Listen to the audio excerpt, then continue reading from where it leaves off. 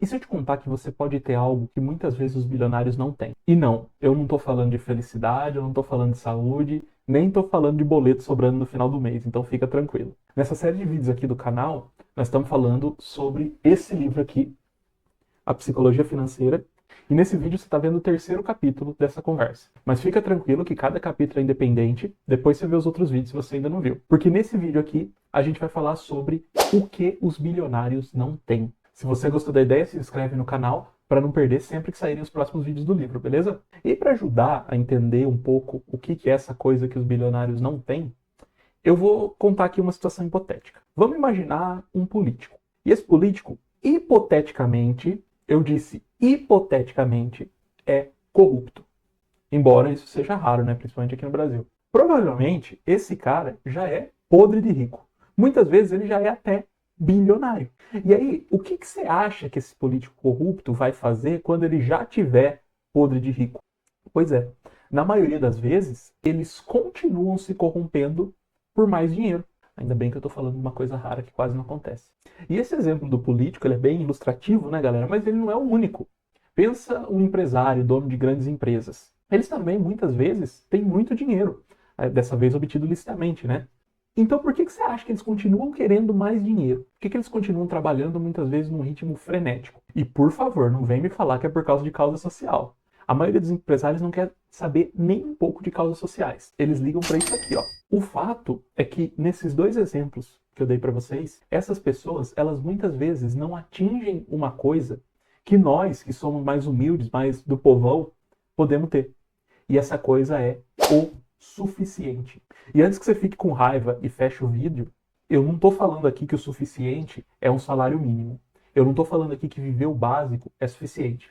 Não confunda suficiente com pouco. Tem muita gente que vive com muito pouco e eu definitivamente não quero isso, nem para você, nem para mim. Porque ninguém gosta de viver com pouco, galera.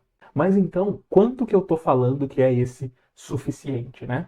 Só você pode dizer o que é suficiente para você. Mas eu vou te ajudar com isso. Para mim, por exemplo, se eu tivesse um patrimônio de 2 milhões de reais, dificilmente eu trabalharia no emprego CLT, dificilmente eu faria muito mais coisa para ganhar dinheiro. Claro que eu ainda continuaria fazendo vídeo aqui para vocês, podem ficar tranquilos, mas mudaria um pouco o cenário. Eu estaria na beira do mar, com certeza.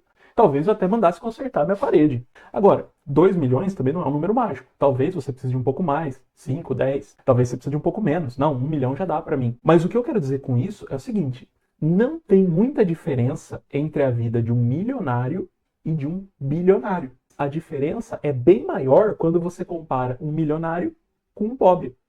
Então, para mim, o suficiente já é ter dinheiro para que eu possa sair da pobreza. E sair da pobreza aqui eu quero dizer para que eu possa ser dono do meu próprio tempo, não tenha que vender ele para outras pessoas. Em outras palavras, para simplificar. Para mim, ter o suficiente é simplesmente ter uma renda que eu posso usar para me manter todos os meses, fazendo aquilo que eu quero e tendo um luxozinho aqui ou ali. E talvez você já tenha até vencido as primeiras barreiras da pobreza, porque você já é uma pessoa diferenciada. Só o fato de você estar procurando conteúdo de finanças, enquanto você tem literalmente milhões de pessoas assistindo dancinha na internet, já faz de você uma pessoa que está muito à frente. E é aí que você precisa tomar mais cuidado, porque é aí que está o erro de muitas pessoas. Eu vou ler uma frase do livro que explica isso. E a frase diz assim, ó: ao lidar com dinheiro, a coisa mais difícil a fazer é parar de reajustar as metas para cima o tempo todo. O que ele quer dizer com isso, galera? Basicamente, quando a gente tem um pouco de dinheiro, a gente quer mais dinheiro.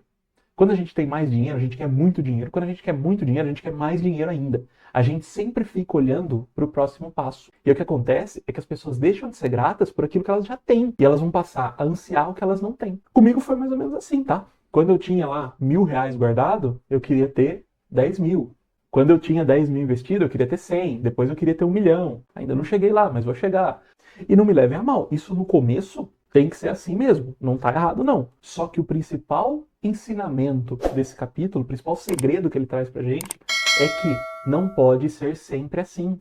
Você tem que ter um teto. Senão você vai estar na corrida dos ratos. Mas como assim corrida dos ratos? A corrida dos ratos não é o que venderam pra você. Talvez tenham te falado que a corrida dos ratos é ficar na CLT durante a semana. Mas não é isso não. A corrida dos ratos é você correr sempre atrás dos mesmos objetivos. Ah, corri atrás dos 100 mil e agora vou correr atrás do 1 milhão. Aí agora vou correr atrás dos 10 milhões e agora dos 100 milhões. Percebe? É o mesmo objetivo. No fim do dia, você vai estar correndo atrás de dinheiro. E como eu disse, no começo não está errado, tem que correr atrás de dinheiro mesmo. Mas uma hora, você tem que mudar a sua relação com o dinheiro. Quando o seu patrimônio já for sólido o suficiente, você precisa decidir o que você vai fazer com ele. Por quê? Tenha em mente que as pessoas, nós, eu e você, não vamos viver para sempre. Em algum momento, a gente tem que aproveitar desse patrimônio também. Senão, não vai adiantar nada ter dinheiro. Se você for servo do dinheiro e não ele ser seu servo, não adianta nada. Tudo que você tem é um patrão a mais, é o dinheiro. Aí você para de fazer o que você quer com medo de gastar, sendo que muitas vezes você já está bem. Então, é muito importante que a gente estabeleça uma meta teto. Ou seja, se eu chegar aqui, eu estou completamente feliz dentro da minha vida financeira. Agora, e se você fizer o contrário? E se você não definir um suficiente? Bom, primeiramente eu lamento pelo seu estado psicológico, porque você vai ter mais dor de cabeça do que você precisa. E em segundo lugar, você corre um risco financeiro muito grande, que é o de arriscar tudo. E para isso, eu vou voltar no exemplo do político corrupto. Uma hora, ele vai ser pego por corrupção e vai ser preso. Isso até no Brasil acontece, galera. Se acontece no Brasil, acontece em todo lugar. E aí? O que ele vai fazer com os bilhões dele quando ele estiver na cadeia? E o exemplo do empresário? Uma hora, ele pode ter um revés muito grande, um investimento que não deu certo, um empreendimento que não deu certo, e perder muito patrimônio. E aí? O que ele vai fazer? E isso vale pra gente também, embora a gente não seja político corrupto, embora talvez a gente não seja empresário. Mas a gente que é investidor mais normal, mais pé no chão, corre o risco de cair em conversinha. E o que é conversinha? É aquelas histórias. Ah, esse investimento aqui dá um retorno de 10% ao mês, confia. Vocês podem me dizer, pô, mas hoje ninguém cai nessas histórias. Gente, vocês não veem as mensagens que eu recebo no direct por aqui.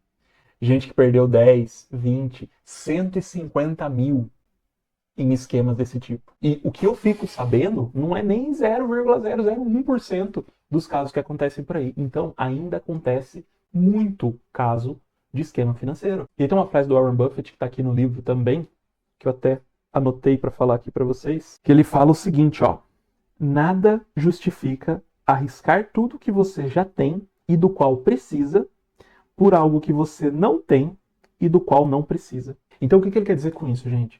Se você já tem o suficiente, para que você quer mais? Você não precisa de mais. Você precisa do seu suficiente. Tudo que passa disso é excesso. E o mais revoltante é quando você estuda um pouco de psicologia e você entende por que as pessoas arriscam até o que elas precisam para conseguir o que elas não precisam. E a resposta para isso é comparação social. A pessoa quer ter o que a outra tem. Ou, em uma época de redes sociais, né, o que a outra pessoa parece ter e às vezes nem tem. A pessoa é gananciosa porque ela quer ostentar. E aí a pergunta que eu faço para vocês é: pra quê?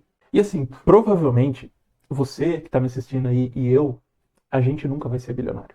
E honestamente, só de eu ter essa sinceridade aqui com você, eu acho que eu já mereço seu like, tá? Se é que você não deixou ainda. Porque eu tô falando isso olhando pra você, olho no olho aqui. É uma coisa que ninguém vai te falar aqui na internet. As outras pessoas vão tentar te vender fórmula mágica. Vão te falar que você tem que acordar às 4 da manhã, vão te falar que você tem que trabalhar enquanto os outros dormem, vão te falar que você tem que mudar seu mindset, seja lá o que isso for, e vão falar o principal, que você tem que comprar o curso deles. Percebe?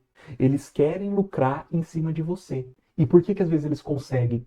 Porque você não parou para pensar no que é suficiente para você. Pensa se a gente precisa mesmo ser bilionário. Você precisa ser bilionário para dar uma vida legal para sua família? Para morar num lugar bacana, para poder descansar quando você quer, sabendo que vai pingar ali uma grana no final do mês, não vai ter que correr atrás de um trampo 6x1, não vai ter que fazer escala das 8 às 8, não vai ter que acordar às 4 da manhã para pegar metrô. Você não precisa ser bilionário para ter uma vida muito melhor.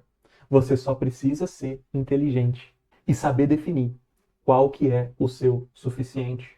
E aí correr atrás desse suficiente. Aí dá trabalho, galera. Correr atrás desse suficiente não é fácil. Mas esse suficiente é uma quantia que você vai conseguir chegar. E me conta aqui nos comentários. Quanto que você precisa, em dinheiro mesmo, para tirar o pé do acelerador? E aí eu não estou falando de parar não, gente. Eu estou falando de reduzir e aproveitar. É o que a gente chama de velocidade de cruzeiro, né? Aproveita e dá uma olhada na playlist dos resumos desse livro aqui. Tem mais vídeos, cada vídeo é um capítulo do livro. Esse livro aqui, galera, mudou a minha vida e eu garanto que ele vai mudar a sua também, se você entender e aplicar os conceitos dele, beleza? Então um abraço e até a próxima.